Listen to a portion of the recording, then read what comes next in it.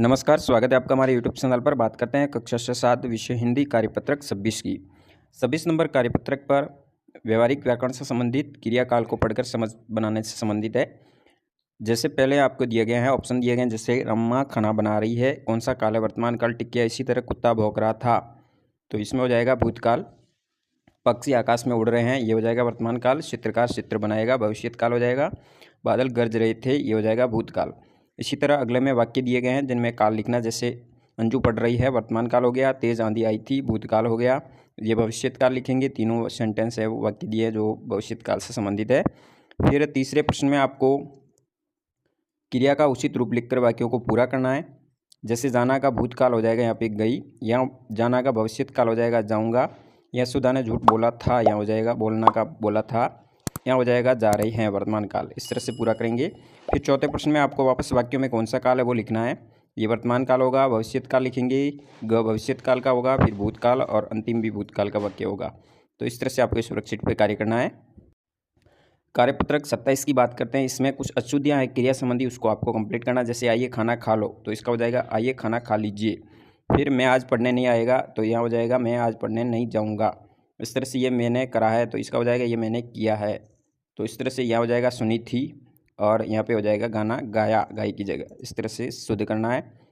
दूसरे प्रश्न में आपको क्रिया शब्दों पर गोल घेरा लगाना है। जैसे यहाँ पे निकल का निकलना क्रिया है, खिलाएंगे खिलाना हो गया, चखाएंगे चखाना क्रिया है, देखिए देखना क्रिया है, तैरना क्रिया है, और खेलना क्रिया है। फिर तीसरे प्रश्न में सामने क्रिया लिखी हुई है, इसका रूप आएगा वो आपको लिखना है। जैसे यहाँ हो जाएगा सुना रहे हैं, यहाँ पकाया हो जाएगा, यहाँ लिखा हो जाएगा, यहाँ दिया हो जाएगा, और यहाँ हो जाएगा जाओगे।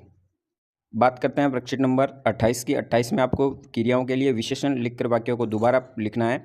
जैसे बच्चा मीठा दूध पीता है, यहाँ मीठा विशेषण हो जाएगा। यहाँ हो जाएगा हरी घास, यहाँ हो जाएगा बहुत अच्छा गाता है, और यहाँ तेज़ नदी बहती है। तो इस तरह से ये विशेषण शब्द हो जाएंगे। फिर अगले में क्रिया शब्दों से वाक्य बनाना है। जैसे उड़ता है, तो हो जाएगा राम जल्दी उड़ता है।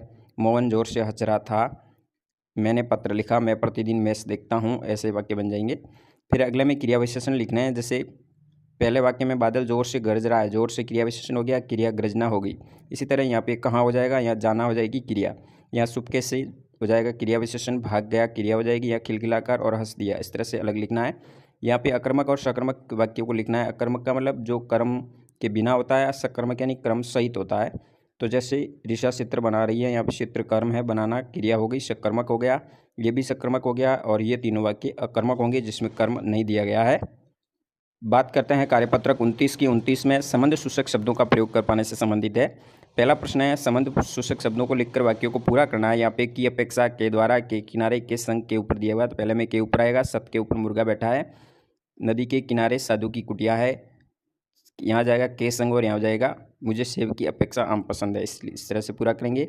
दूसरे में दो वाक्यों को जोड़कर आपको पूरा करना है। यहाँ संबंधवाचक किसी भी शब्द का प्रयोग कर सकते हैं। यहाँ थोड़ा बहुत वाक्य में बदलाव भी करके आप लिख सकते हैं। जैसे साहिल थक गया था इसलिए वो सो गया, तो ये भी वाक्य बन सकता है।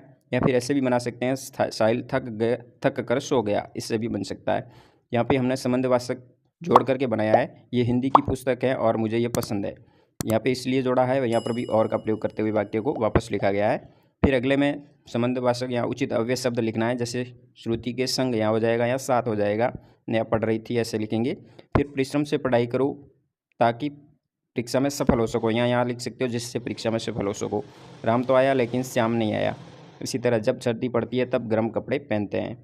फिर अगले में हो जाएगा प्यास के मारे बुरा हाल है। अब यहाँ पे संबंधवाचक के मारे हो जाएगा। इसी तरह इसमें के पास हो गया, इसमें के बिना हो गया, इसमें के आगे हो गया। इस तरह से ये संबंधबोधक शब्द होंगे। बात करते हैं कार्यपत्रक 30 की। 30 में आपके सामने एक गद्यांश दिया जिसको पढ़ना है, नीचे उत्तर लिखना है। जैसे पहला प्रश्न है गाइड का कार्य होता है मार्गदर्शन करना। पुराने शहर की हवेलियाँ कितनी पुरानी थी, इसमें लिखा गया 300 वर्ष पुरानी थी। इस गद्यांश में प्रमुख हवेलियों के नाम लिखिए जो इसमें वर्णन किया गया। जैसे पटुओं की हवेली, सालम सिंह की हवेली, नथमल की हवेली हो जाएगा।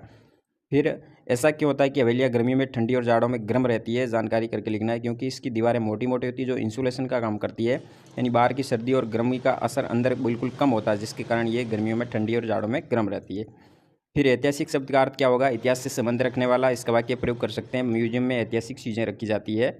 फिर दिए गए अनुच्छेद को संकेतों द्वारा पूरा करना है। यहाँ पे कुछ दिए हैं, इस कहानी को, छोटी सी कहानी है, इसको पूरा करना है। यहाँ गोरैया आ जाएगा, यहाँ घर होगा, यहाँ रोशनदान होगा, यहाँ मजे, यह गाना, एक पेड़ और घोंसला। इस तरह से रिक्त स्थान पूरा करके इसको कंप्लीट करेंगे अनुच्छेद को। बात करते हैं आकलन नंबर 4 की, जो कि वर्कशीट नंबर 30 के उपरांत आएगा।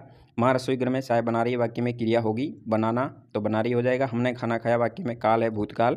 यहाँ पे रेखांकित क्रियापदों के काल लिखने हैं, तो पहला भूतकाल का है, दूसरा वर्तमान काल और तीसरा भविष्य काल से संबंधित है। फिर चौथे प्रश्न में संबंधबोधक शब्द लिखने हैं। यहाँ से पहले, के ऊपर, के पीछे तीनों शब्द हो जाएंगे। फिर अगले में उचित क्रिया लगाना है, जैसे पहले में क्रिया हो जाएगी जाएंगे, फिर माँ चाकू से सेब काट रही हो जाएगा, खेल रहा हो जाएगा, पढ़ रही है, इस तरह से क्रियाएं हो जाएगी। अगले छठे प्रश्न में क्रिया विशेषण शब्दों को साटना है, तो यहाँ हो जाएगा बहुत, यहाँ अचानक, और यहाँ ऊपर शब्द होगा जो क्रिया विशेषण शब्द है। इसमें सकर्मक और अकर्मक क्रिया लिखनी है, तो रोहित क्रिकेट खेल रहा है, ये सकर्मक होगा। मयंक रात नाच रहा है, अकर्मक होगा। दादी जी बच्चों को कहानी सुना रही है, सकर्मक क्रिया होगी। फिर 8वें प्रश्न में एक पद्यांश दिया गया, 3 रंग का झंडा प्यारा, सबसे सुंदर सबसे न्यारा से संबंधित। इसमें झंडे में रंग है 3, पहला में हो जाएगा हरा रंग किसका प्रतीक है, तो हरा रंग हरियाली का प्रतीक है। झंडे का सफ़ेद रंग किस भाव को, शांति के भाव को बताता है। उपयुक्त काव्यांश का शीर्षक हो जाएगा तिरंगा, क्योंकि ये तिरंगे से संबंधित है। इस तरह से आपको आकलन नंबर 4 कंप्लीट करना है।